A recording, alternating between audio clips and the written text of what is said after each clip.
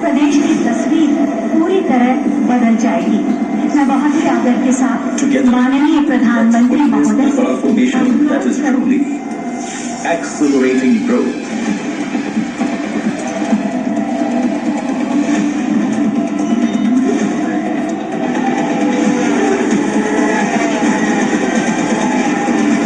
प्रधानमंत्री जी आपके प्रेरक मार्गदर्शन और माननीय मुख्यमंत्री जी के यशस्वी नेतृत्व में उत्तर प्रदेश देश का ग्रोथ इंजन बनकर के उभरा। यह ground breaking ceremony Uttar Pradesh में औद्योगिक विकास की रफ्तार और विस्तार को दर्शाती है। आज के इस समारोह की बुनियाद पर भविष्य में $1 ट्रिलियन की इकोनॉमी की भव्य इमारत खड़ी होगी।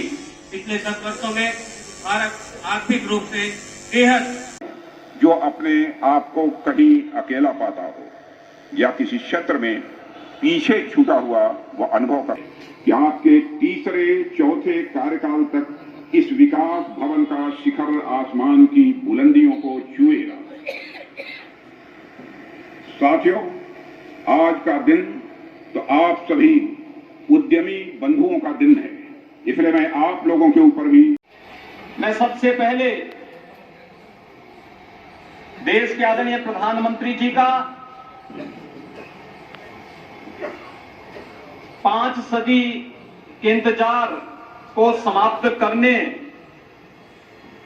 और अभी हाल ही में यूएई में आबू धाबी में दुनिया का पहला भारत का मंदिर स्थापित करने के लिए आज के इस ग्राउंड ब्रेकिंग सेरेमनी आयोजन के अवसर पर उत्तर प्रदेश आगमन पर हृदय से स्वागत करता हूं, अभिनंदन करता हूं। मंत्री जी का और उनके विकास की जो परिभाषा है, जो विकास के उनके आप लोगों का दर्शन करना चाहते हैं और साथ ही अपने महान जनता को अपनी उपलब्धि और उनके विकास, उनके जीवन के रास्ते को बता दे रहे हैं।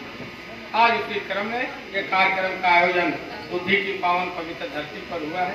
तो आज इस कार्यक्रम में हमारे भारतीय जनता पार्टी के नेता श्री दिलीप पांडे जो जी हैं, हमारे यह नगर पंचायत की हमारे कमल मोहन जी हैं, चेयरमैन साहब जी हैं, हरि मनोज जी, बबलू जी हैं और हमारे मोनू सिंह जी हैं, महिला सेल की नेता शारदा जी हैं और सुषमा जी हैं, हमारे विष्णु जी हैं, उपेंद्र कुमार जी हैं और बाकी हमारे सुभाष नेता जी हैं। हमारे देश के यशस्वी प्रधानमंत्री श्री नरेंद्र मोदी जी हैं और हमारे देश के प्रधानमंत्री हैं और जो आज देश और विदेश में भी एक चर्चा है कि भारत के लोगों को एक अच्छा प्रधानमंत्री मिला, अच्छे सोच का मिला और उनके चौमुखी विकास के लिए उनका एक लक्ष्य है कि हम देश और देशवासियों की उन्नति के साथ साथ हम अपने देश को विश्व गुरु बनाएं और हमें देशवासियों की विकास के साथ साथ हम ऐसा विकसित अपना भारत बनाएं कि हम जो हम बार बार आयात कर रहे हैं विश्व के लिए देश विदेश में, तो हम ज़्यादातर आयात के भरोसे न रह करके मैं ज़्यादा निर्यात पर भरोसा करें और हम ज़्यादा निर्यात लायक रहें, जिस दिन अभी कहीं से मांगने लायक न रहें बल्कि विश्व के जहाँ भी गरीब गुरबा कोई देश है उसको देने लायक बने।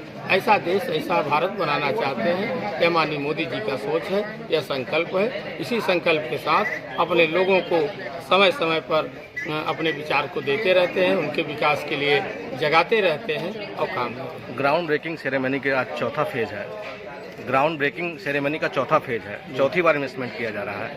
लगभग कितने की परियोजना इन्वेस्टमेंट हो रही है और लगभग कितने को रोजगार मिल सकता है? देखिए, अभी तो आपने बताया है कि हम कितना रोजगार दिए, आप लोग भी सुन ही रहे हैं। वो करोड़ों में रोजगार दे रहे हैं और वो सरकारी नौकरियां दे रहे हैं। अभी पुलिस की भर्ती हो रही है, तो पुलिस की भर्ती हो रही है तो अगर पुलिस की भर्ती से भी अगर छूटते हैं तो रोजगार में लगे।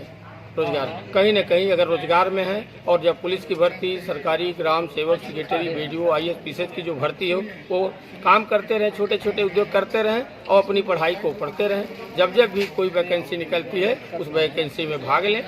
और हो सकता है कोई प्राइवेट कंपनी में काम कर रहे हैं, हाल हमारा कोई लड़का इच्छा हो कि IAS, PCS में बैठ जाए, BDO हो जाए, दरोगा हो जाए, कोतवाल हो जाए, सिपाही हो जाए, ग्राम सेवक सेक्रेटरी हो जाए, लेखपाल हो जाए। ये तो सर पूर्ववर्ती की भर्ती हैं, हमेशा होती रही हैं, तो होती रहेगी और होती भी रहेंगी। लेकिन जो इन्वेस्टमेंट किया गया है, क्या जनपद सोनभद्र को कितना उससे बेनिफिट है, कितना यहाँ रोजगार मिलेगा? अभी देखिए कुल जाता है उन्होंने कोई ब्लॉक कोई, ये तो आकांक्षी जनपद है, आकांक्षी जनपद है। और यहाँ तो आप देख रहे हैं मेडिकल कॉलेज आप देख रहे हैं, इंजीनियरिंग कॉलेज आप देख रहे हैं, कृषि विज्ञान केंद्र आप देख रहे हैं, 3-3 थे एकलव्य विद्यालय आप देख रहे हैं, अटल विद्यालय आप देख रहे हैं। तो सारी चीज़ें तो है आकांक्षी जनपद में। इसका पैसा जोड़ लीजिए कितना है। चूँकि सांसद जी अब चुनाव नज़दीक है 2024 का, और आपका कार्यकाल भी समाप्त होने वाला है, 5 साल बीतने को है। आपने कौन सी ऐसी उपलब्धि जनपद सोनभद्र को दिया अपने सौजन्य से? देखिए जो हमारे पास जो निधि है, 2 साल तो कोरोना महामारी में चला गया, वो निधि नहीं मिला, बल्कि हम लोगों के निधि को कोरोना से परेशान बीमार लोगों को दे दिया गया।